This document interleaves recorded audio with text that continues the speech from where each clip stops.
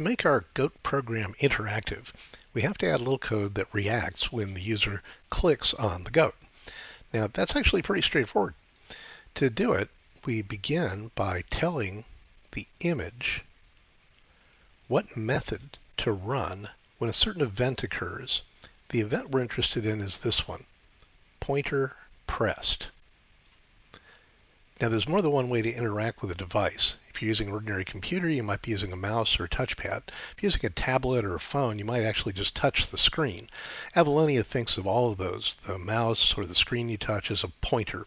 So when you make contact with something that way, the event is pointer pressed. We then want to tell the pointer pressed event the name of a method to run when that event occurs. We can call that method jump.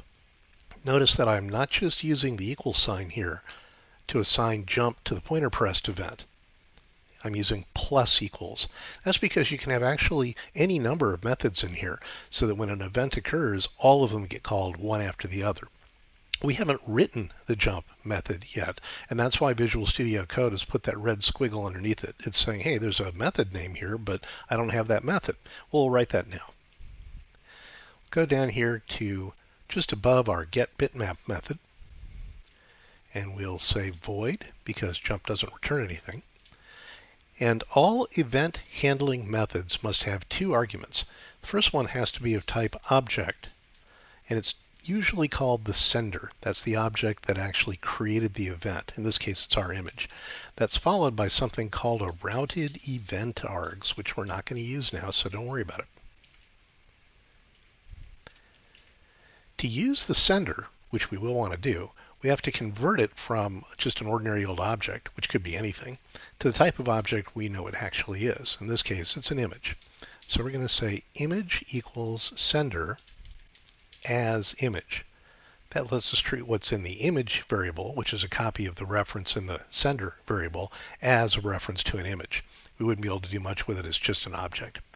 We want to know what column the image is in.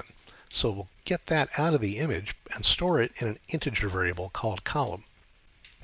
We do that kind of like the way we set the column, but instead of setting it, we'll get it. So we say image.getValue, and we give it the same name of the value we used to set it, grid.columnProperty. Now we're just going to set that again, but one lower, so it moves from right to left. So we'll say image.setValue grid.columnProperty column -1. Not a lot of code, right? We added the jump method to the pointer pressed event here, and then we defined the jump method. And all it does is ask the image, what column are you in?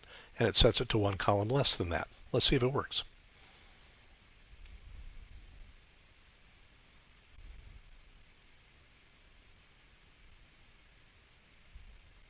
Looks fine, but now when I click on the goat, he jumps.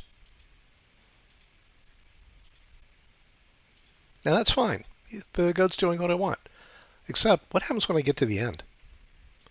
I'm in column 1. I'm going to jump to column 0. Now I'm in column 0. What happens when I jump from here? Oh my gosh, a horrible bug message. Now, this is easily handled, but I want you to think about it before you run the last video. Look at the jump method and ask yourself, how would you protect against trying to jump out of column 0?